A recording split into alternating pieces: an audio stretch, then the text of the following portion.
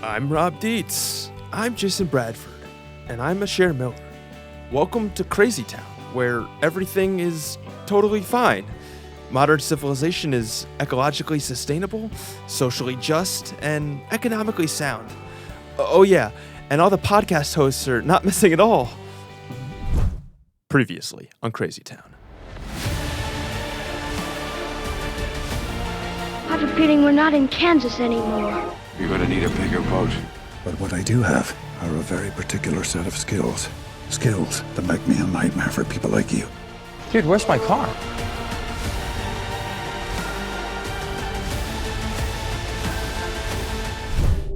Jason? Rob? A Cher? Guys? Where'd they go? They're missing! The podcast hosts are missing! You must find Jason, Rob, and Cher. Bring them back safely. Only then can peace be restored to Crazy Town. I don't think I can do it. You must. Okay. I'll try my best. Hey everyone. Hello and welcome to Crazy Town. I'm Alex Leff, Crazy Town producer. I'm sure glad you're here for our 6-part series called Finding Crazy Town. Today's episode is about complexity. Last time, we learned that our illustrious podcast hosts went missing, and I realized the only way to find where they went is to better understand how they see the modern world, how they think about systems, energy, economics, ecology, and all the ways those things connect. So in the last episode, our search for Jason, Rob, and Cher took us all around the world. We followed container ships through international trade networks, dug into fossil fuels, and learned that more energy is used in one flight from Cairo to New York than all the human energy that was required to make the ancient pyramids. What we did not do was find Jason, Rob, and Cher. But don't worry, I think I was just approaching this wrong the whole time. You see, maybe the problem is that we've been looking everywhere. We might need to narrow our search. You know, specialize. Pick one thing and stick with it. Let's see, where to begin? Well, I know they needed a new microphone for the podcast. Maybe we start there.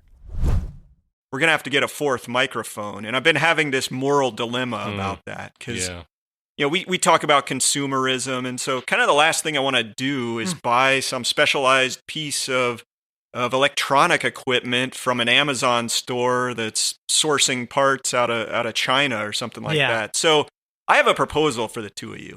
Okay. What's that? Let's make our own microphone. When the three of us do this, not just the two of us? You said a proposal for the two of you. Oh, well, it would be better if it was the two of you. I mean, that's how I interpret it. Don't you need someone to coordinate this process? You could be the manager. Yeah, okay. I like that. Okay. I'll tell you what. I'll roll up the sleeves, too. Let's all three of us go out and make a microphone. You think we can do this? From scratch here. Yeah. What would a final product look like? I could draw one. It's a microphone made out of dirt. I could grow, some like fiber crop. And wait, just so I understand, you're saying not just build it with like parts that we're able to order. You mean like actually all the parts, manufacture all the parts Let's mine and manufacture everything we need or grow it. Like you're saying, Jason, we can make a hemp microphone. Sure. I actually have no idea how to do that. I knew how to grow plants, but beyond growing the stuff, I just kind of I let it go from there. Well, I honestly, it would have to be tin cans and string that we just found laying around. Yeah, I mean, we would have to find it because I'd like to see us try to make a tin can. No. Now, there's a great story, actually. This brings up the story of this guy, Thomas Dietz. He's British. And I think about 10 years ago or maybe a little longer than that, he tried to make a toaster from scratch. Toaster. That might be easier than a microphone. I don't know. He tried to think of something that he thought he could actually do. Yeah. And he bought the simplest toaster, the cheapest toaster he could buy, and he disassembled it, and it had 400 parts. 400 parts, the simplest toaster. Then he classified the parts by like the materials that were in them, metal, plastic, mica, types of metal, iron base, copper, and he weighed it all. So he said, okay, I need this much copper and this much iron that I make a steel out of somehow. And the mica was for insulation. So there's, you can go see YouTube videos. There's a book about it, and it took them a year and cost them tens of thousands of dollars. And that's the most expensive toaster. And it blew up as soon as he tried to plug it in. It just started catching on fire. He needed Robert to pedal. Remember Robert on the bicycle? Oh, right, the guy who can generate 500 watts or whatever. Yeah, right, yeah. So it was an epic failure, but he kind of thought it was successful. It's sort of one of these success failure. Sounds like he should have set out to make a landmine instead of a toaster. He would have been totally successful. Right. Yeah, but it gets to he apparently had to find some 15th or 16th century metallurgy book, because metallurgy is so complex and industrialized now that he had to figure out, well, how did they do it in the olden days? Well, that's what I was saying. They poison their rivers. That's how he had to get copper. He's out there with a pickaxe. Yes, and then what? So you got some broken rock. How are you going to make copper wire out of that? He had to figure it out. So he went to professors at the local universities and historians, and it's not easy. So that's I think an important hidden driver really is how complex the world is nowadays and how specialized you have to be to understand how to do anything, right? I could grow food, and that's a specialty, but I wouldn't know how to take that hemp fiber and turn it into a microphone. So you're saying that the level of complexity involved in making stuff in the world today is a hidden driver that's led us into crazy town. Yes, because what ends up happening is it sort of, you get locked into this complexity. Once you're part of this, once this thing that's rolling, there's an evolution that happens where complexity begets complexity. And what ends up happening is you end up having to manage all the complexity. So for this toaster to happen, obviously there are mines in one part of the world and a smelter in another for one set of products. And then there's probably the plastics are happening over here, based upon some natural gas production that gets piped to the plant, which then gets turned into pellets, which then gets reformulated into something else, which gets put in some injection molding, which then gets shipped and assembled, and then it gets sold. And you lost me at smelter. I don't even know what that is. All right. Wait. Dang it. I really thought Rob was just going to buy a microphone. And all we'd have to do is drive down to the mall, walk to the podcast microphone aisle, and boom, he'd be right there. I should have known it's never that simple with these guys. Everything's part of a larger system. Why does everything have to be so complex? I thought the last episode on global trade was complicated enough. But really, all those shipping containers and international transactions were part of something much larger, what Jason, Rob, and Asher often call high-energy modernity. A civilization built from countless interconnected systems, all dependent on one another. As Jason was saying, complexity creates complexity. And once you build a complex system, you need more systems to coordinate it, manage it, repair it, finance it, regulate it, and educate people on how to operate it, which is not exactly helping narrow down our search. But if understanding their worldview will help us find them, then understanding complexity is absolutely essential. I think you're right. I think this is an important topic and something that maybe we don't tend to think that much about. We just assume that this is the normal state of affairs. Maybe it's useful to just step back and think about where all this complexity and specialization came from in the first place, right? Because it's not like, yes, we have a modern form of this, right? But I think that societies, there is this idea, this concept of complex societies that we've talked about before. Yeah. Well, look at the original toaster in the Flintstones. It was not the same as the ones we have today. No, but it was pretty complex. The Flintstone toaster, is that just a rock? What is that? Yeah, they heat a rock up and they stick pterodactyl farts in a slot or something. Right. So where did this come from? Wouldn't you say that it all comes back to when we decided to domesticate plants and animals and we became agrarian societies and sedentary and started living in cities and shit? Yeah, I think that's what allows that evolutionary treadmill we get on. It allows it to get started, I believe. Yes. Yeah, that's I think going back in economic history, that's the whole idea. An agricultural surplus frees up all this labor to do all the other tasks out there. It's a surplus thing. So again, it comes back to energy. We had more energy at our disposal, right? Mm-hmm. In terms of caloric energy than we had to expend. We didn't have to have quite as many people involved in growing food. We weren't just hunting and gathering stuff, which pretty much everyone was involved in for the most part. And so that created cities, and that created sort of complex elements of society where you had specialization of priests, and every once in a while, a very small number of people got to be kings and queens and what have you. In sports, we recognize, or music, we recognize easily the expertise of someone.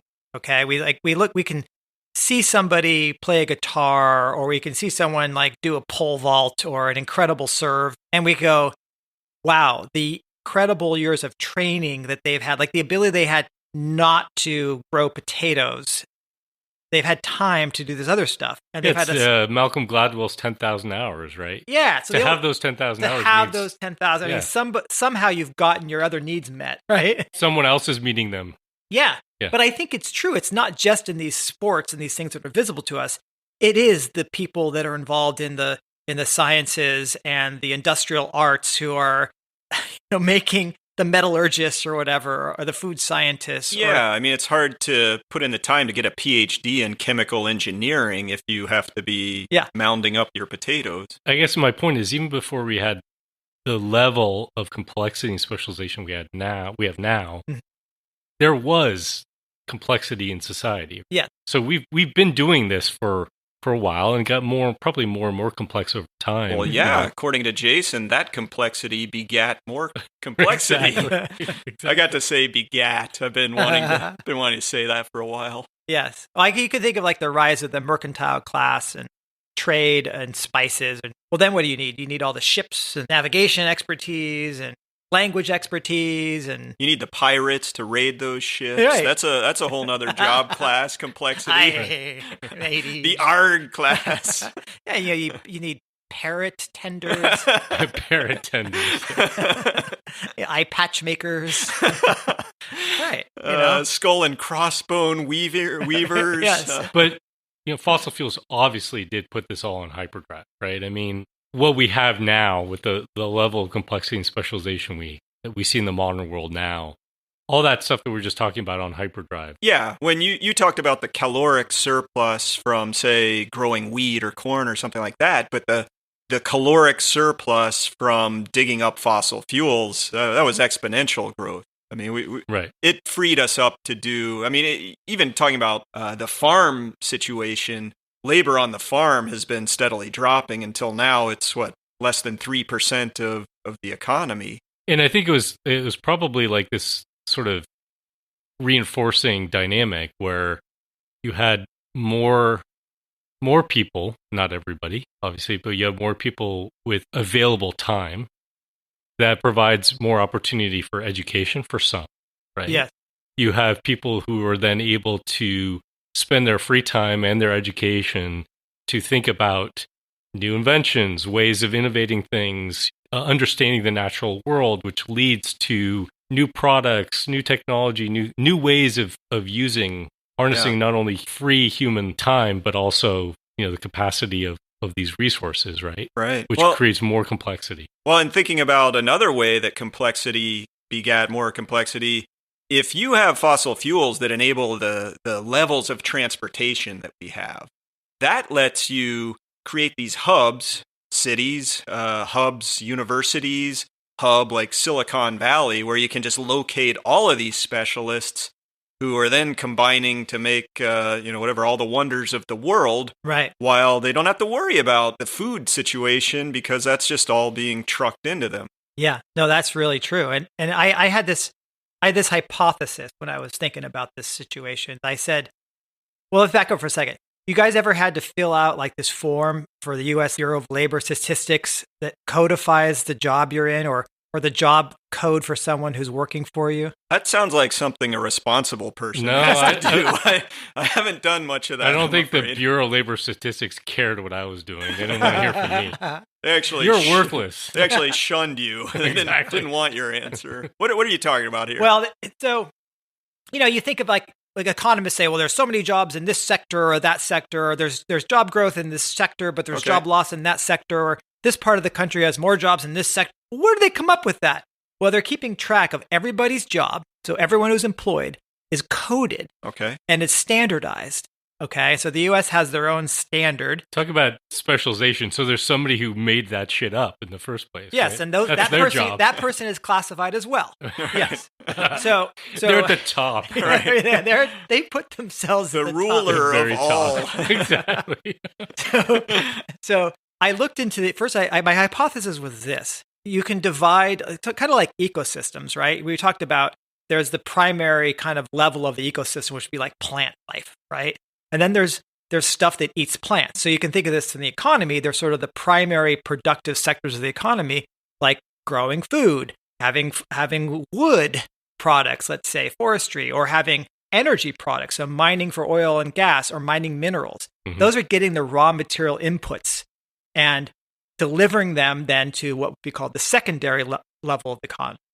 Those are the folks that take those raw inputs and get them into forms that we start to recognize and be able to then use. So manufacturing and value-added processing. Everything else above that's tertiary. So sales and managerial classes and professional classes. So my hypothesis was that our society is so advanced through this, complexity on complexity, that we would have this bloated tertiary class, and we would have this sort of tiny little primary sector class. So I decided first I'd look for the U.S. Okay, I'd say what's the U.S. like? The problem was there was somewhere between 800 and 900 job classifications in the U.S. And I can only pay attention for about half an hour. I only wanted to do this for about half an hour. Right. And I'm like, I'm not going to run through these in a half. So I went to this international standard and found 137 jobs. Ah, that's better. More manageable. More manageable. And I did that. I broke them up. And they're awesome. Can I just jump in here and say that your hypothesis needs a name? I think it's the Lloyd-Dobler hypothesis. Oh. You know who that is? No, I don't know. Lloyd-Dobler was the main character in a late 80s movie called Shocker. This is a shocker. Yeah. It's called Say Anything, right? Oh, yeah. And it was a good movie. It's really formative for me. But I remember this quote from it that I got to read to you now. Okay. Lloyd I'll set it up. He's at a dinner at his girlfriend's house, the girl that he's hoping will be his girlfriend. And her dad is there with a bunch of his business associates. And they're kind of like, so Lloyd, what are you going to do after you graduate high school? And he's like, And so he launches into this answer. He says, I don't want to sell anything, buy anything, or process anything as a career. I don't want to sell anything bought or processed, or buy anything sold or processed, or process anything sold, bought, or processed, or repair anything sold, bought, or processed. Hey, come to the farm, buddy. That's a guy that wants to be in the primary sector. I think if he were, that's why it's the Lloyd-Dobler hypothesis. He's anti-secondary and tertiary levels. Right. Excellent. Thank you, Lloyd-Dobler. Okay, so you had this hypothesis named after Lloyd. Not Lloyd-Dobler hypothesis. And? Yeah. So I find the International Standard Classification of Occupations on Wikipedia. And it has 137 jobs. They're in 10 major groups, and they're divided into these groups: managers, professional, technicians, clerical support workers, service and sales, skilled agriculture, forestry, fishery, craft-related trades, plant and machine operators and assemblers, elementary occupations, and armed forces. So where do the pirates go? Are they in the armed forces? We're podcasters. Yeah. Where am I on this? Yeah. You go through and find it. That's a major group of its own, isn't it? Yeah, exactly. I'm afraid we'll never find ourselves in this classification. We're just banned from it. Okay, let me see if I understand Jason's argument here. There are the primary sectors of the economy, the people actually obtaining the resources that make modernity possible, growing food, chopping down trees, drilling for oil. Then there are the secondary sectors, which take those resources and turn them into usable products. And then there are the tertiary sectors, all the salespeople and consultants, marketers, managers, all the other jobs that are now needed to coordinate increasingly complex societies. If Jason's Lloyd-Dobler hypothesis is correct, then way more jobs today are in those tertiary sectors. Essentially, we have more managers and managers of managers then we have people actually obtaining resources. What's amazing is that if you scroll through this and you count, you say, okay, how many jobs go into each one, right? Each of these. Essentially, what we've come to is that there are 89 of the 131 jobs. 130. Is it 130 or 137? You said. Shit, I could be wrong. 131 jobs. 89 are in tertiary. 31 are in secondary. There's only 11 frickin' jobs in the world left that are primary. You mean all this stuff that we actually really rely on? Yeah. You know? There's actually only 11 people doing those jobs. And that's because we've been able to take all this energy in these machines, right, and say, let's just put a person on a tractor. Yeah. And so, yes, basically now we've inverted this pyramid, where usually the pyramid is like the base is the biggest. Our base is now this little point. Yeah. And it's teetering now because we've got this heavy weight of all these tertiaries and this poor little base of primary trying to support it all. Yeah, a few years back, Kurt Cobb, you guys know him, right? He's yes, an energy analyst, writer. He often publishes stuff on our resilience.org website.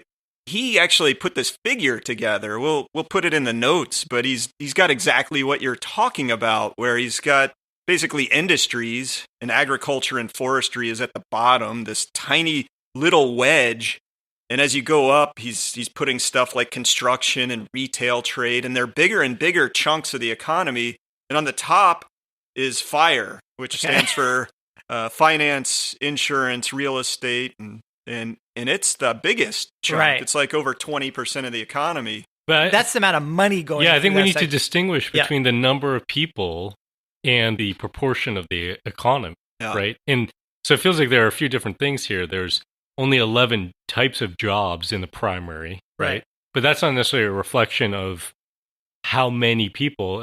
In the case of the U.S., I would imagine is actually not that many people. Right. In the global context, there's probably still a significant number of people that are involved in primary, depending upon where you are in the world, right? Right. It's less and less every year now, but yes. Right, but the key thing in the United States in particular is that there are not very many people, for example, involved in growing food. But it's also, you think about it from the standpoint, who gets paid, Right. right? Yes. It's not only are there so many people, so many more different roles and jobs in the tertiary, Right. they get paid the big bucks, right? Because they're mostly just paying each other, right? Right. Right. Like, yo, you're like me. You must be worth a lot of money. Well, they're decision makers. They get to decide where capital flows, probably. So in wealthy, industrialized countries like the United States, only a small minority of people work in primary sector jobs. So what? What's the problem? I mean, who wants to do the hard work of growing food and digging for critical minerals anyway? The rest of us get to stay inside behind a computer all day. What's so wrong with that? This is part of the insight that comes from looking at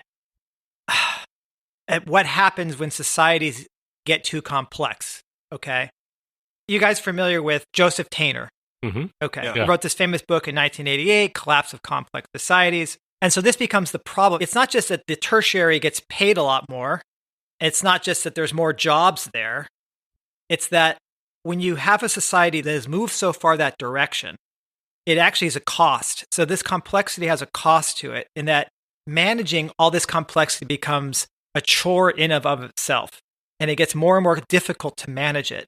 It's like, taking that toaster apart, there's 400 parts of it. Right. That's just one little piece of that's one little consumer product. And so these tertiary sector folks are doing absolutely key things, many of them, except for some bullshit jobs out there, but they're doing absolutely key things that hold the entire civilization together, like the electric grid, for God's sakes. Like, there's some damn important specialists out there.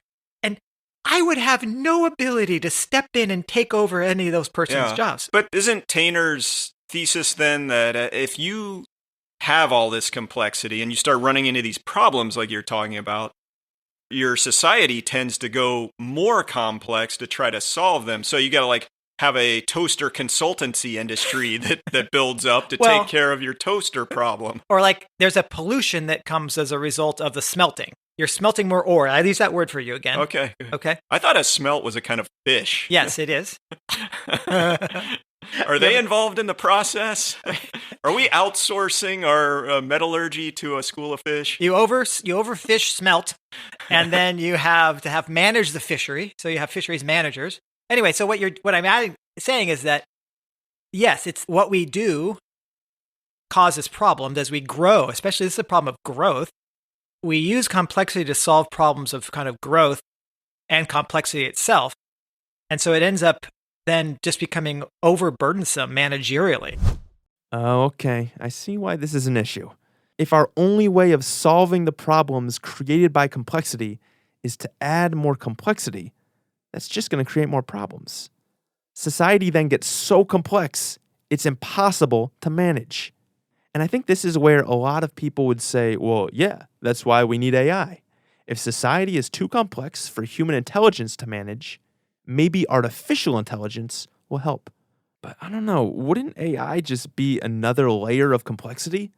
Think of all the data centers and semiconductors and cooling systems and global mining operations required to keep AI going. That's not really solving our complexity problem. It's just adding on to it. So that's the dilemma of high-energy modernity. If complexity is actually causing problems, like over-consuming limited resources, and the only way we're trying to solve these problems is by creating more complexity, then we're not averting disaster, we're accelerating towards it. So I feel like you're pointing out the snake chasing its own tail dynamic in a sense of complexity. The more complex we get, the more we need specialists. Yes. Right? Figure it out. And the system becomes so complex that no single person can manage it or figure it out or anything. You even understand your taxes. And there's a lot of vulnerability, yeah, right, within that system, especially when we've created a situation where you have these like global supply chains and other things that are so complex, where there's this specialization of different elements within a supply chain. And if any single one of them breaks down, the whole system doesn't operate anymore. But can we just name some of the other challenges here? We're running, and we've talked about this on this podcast, we're running up against limits to our ability to continue to grow and consume and, harvest nature without massive implications, whether it's depleting these non-renewable resources or it's climate change and other forms of pollution, that there's a reckoning with those, right? And I think that when we're trying to deal with those issues, we're extremely fucked.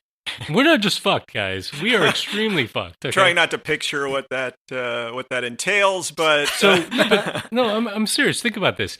We can't keep doing what we're doing, right? For many, many reasons, right?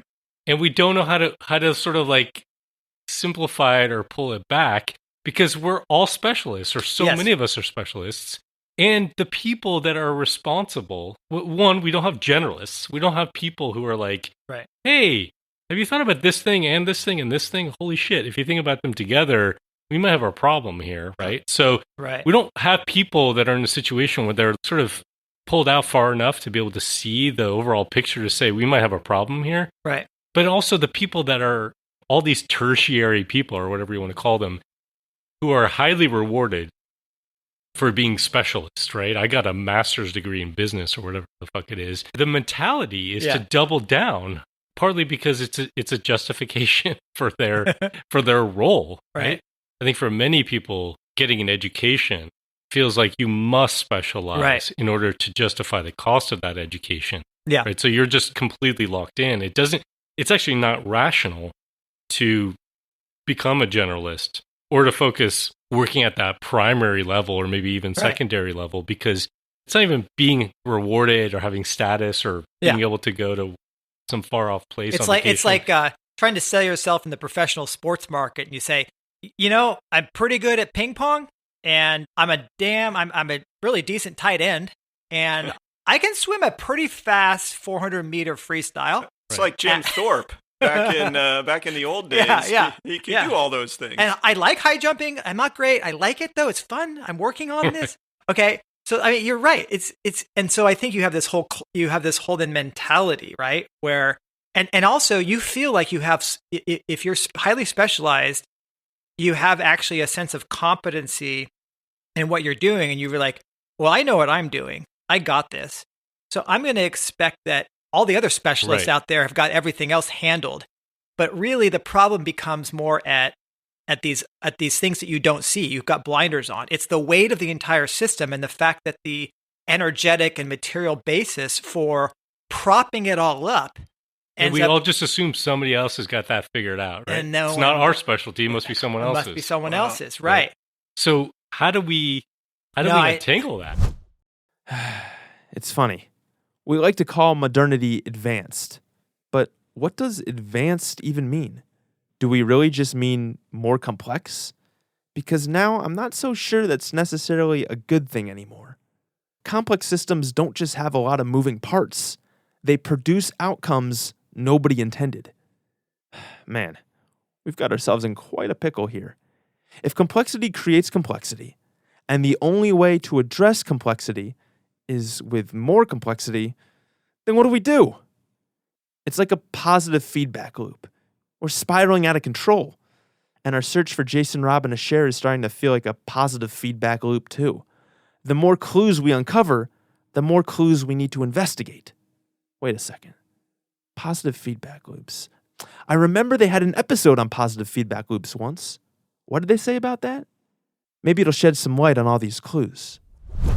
Well, the three of us have done some studying and research in systems dynamics and in the idea of feedback loops. I'm wondering, for those listening, if we could just step it back a bit and kind of define what we're talking about here with like positive feedback loops. And yeah, I think one of the challenges is that the language is a little confusing. Terminology is a little confusing, right? So I think a lot of people, when they think about a positive feedback loop, they think about something that has a positive outcome, right? And actually, it's a happy feedback right. loop. And a negative feedback loop is something that has a negative outcome. Sad. It's actually not that. So a positive feedback loop is something that is self-reinforcing. Right. So you have a situation where there's a factor that gets amplified, and that leads to another factor getting amplified. I'll punch you, and you're going to punch me back harder. Yeah, exactly. Punch me back with a baseball bat. Yeah. So the positive feedback loop is also known as a self-reinforcing feedback. There are a bunch of positive feedback loops that are happening that are amplifying our climate becoming destabilized. You know, so the one that I think people often hear about is the albedo effect. You know, so that's where basically when you have warming temperatures will melt ice and snow in cold regions. That ice and snow is reflecting a lot of sunlight back off into the atmosphere. When that's gone, it's warming temperatures. So you actually start getting oceans to be exposed. That warms the temperature even more. That melts more of that snow and ice. You know, it just keeps amplifying, right? Yeah. You have a polar ice cap that shrinks, and then next season it shrinks more because the ocean absorbed more heat. Yeah. Or the permafrost starts to thaw, and so then you get this these bacteria start chewing on the now unfrozen biomass, and it releases methane because it's kind of an anaerobic condition where it's really wet still.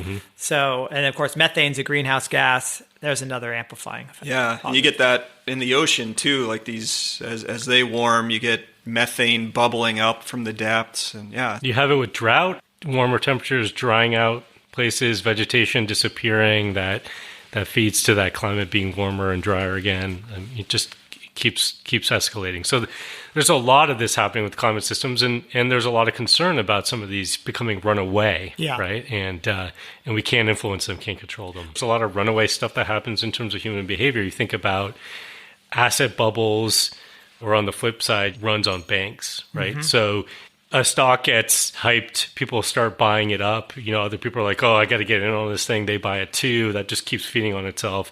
The reverse happens, obviously, when you get these massive downturns in the stock market, or people start worrying about the safety of their money in the bank. You know, everyone runs to get their money out of the bank. Yeah. That just feeds on itself. It's like your that shoebox full of Bitcoins that you've got in your closet.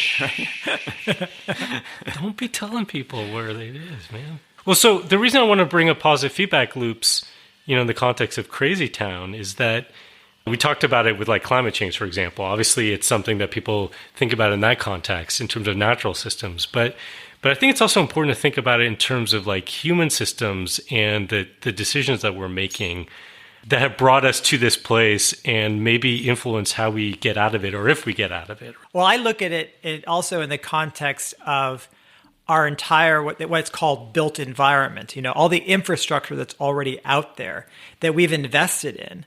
And the notion there is that our past investment really then determines what kind of levels of consumption we have to have today to get by. So if we've already invested in sort of freeway systems and suburban sprawl and giant houses with poor insulation, it's very hard for us to actually curtail our energy use and for society as a whole to curtail its necessary maintenance costs even.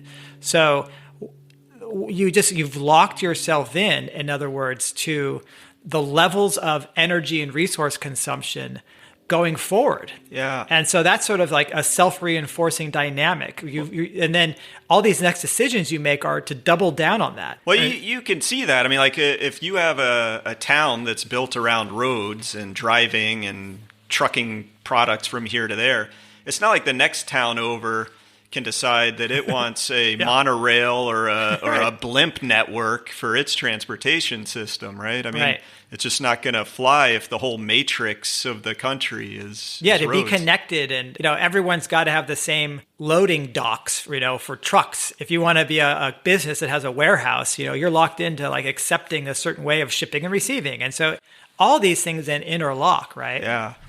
So if complexity creates a positive feedback loop that spirals out of control, what do societies do when they can no longer sustain the level of complexity they've built?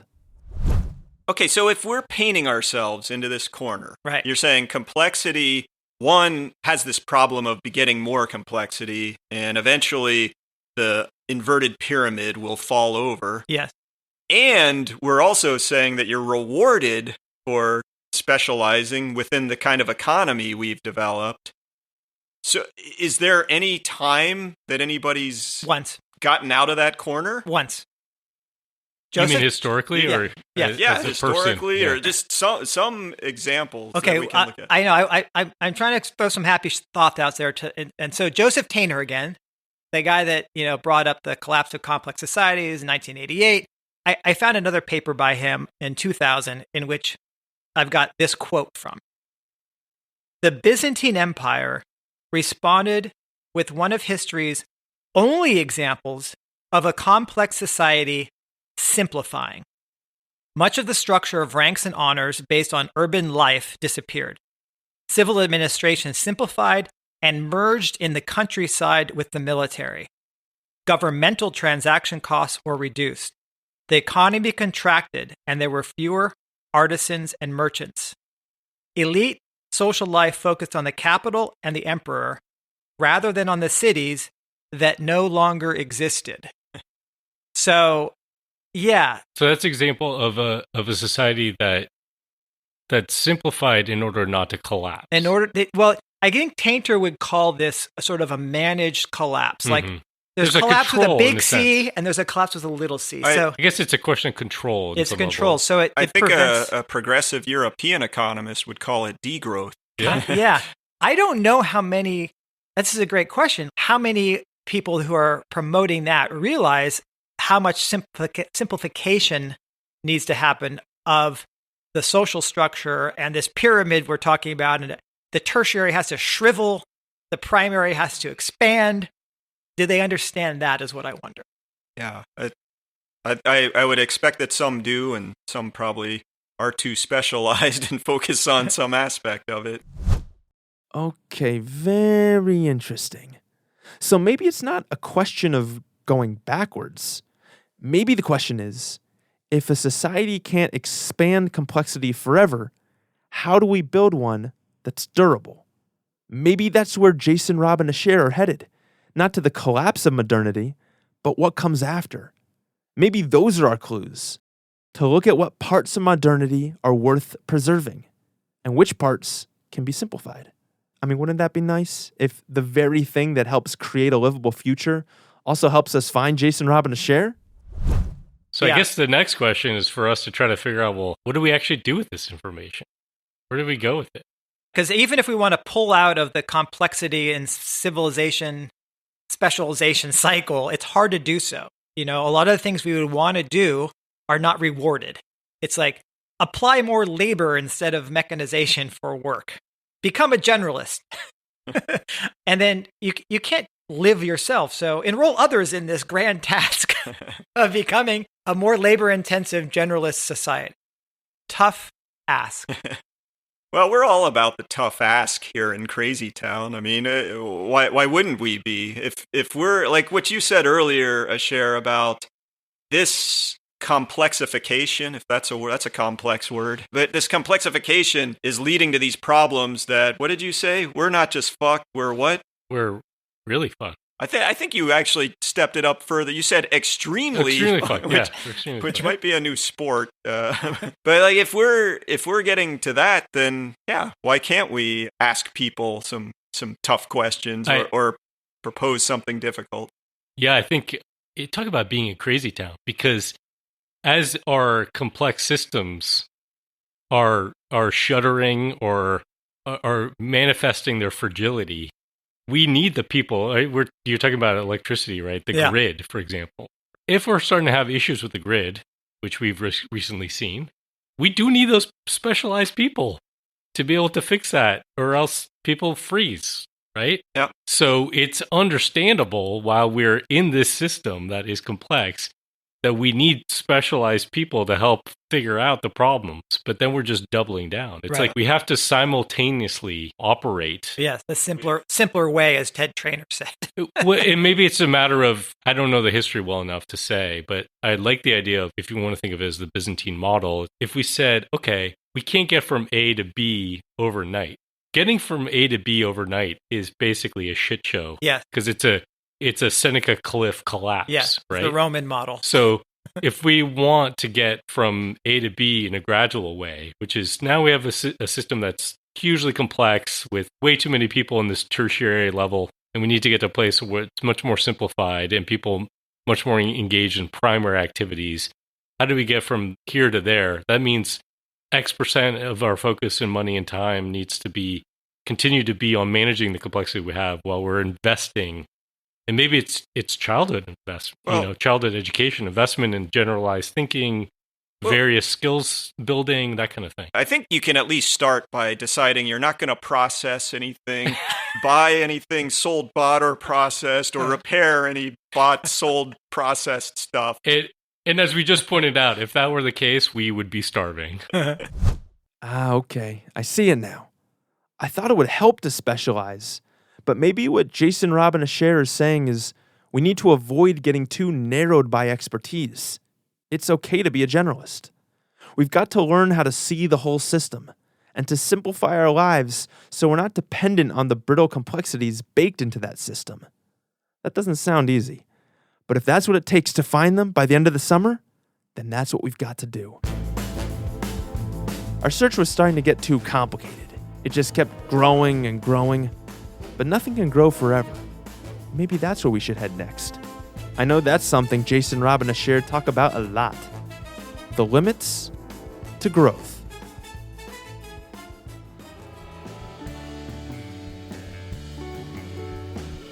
That's our show. Thanks for listening. If you like what you heard and you want others to consider these issues, then please share Crazy Town with your friends. Hit that share button in your podcast app or just tell them face to face. Maybe you can start some much-needed conversations and do some things together to get us out of Crazy Town. Thanks again for listening and sharing. Crazy Town, da, da, da, da, da, da, da, Crazy Town.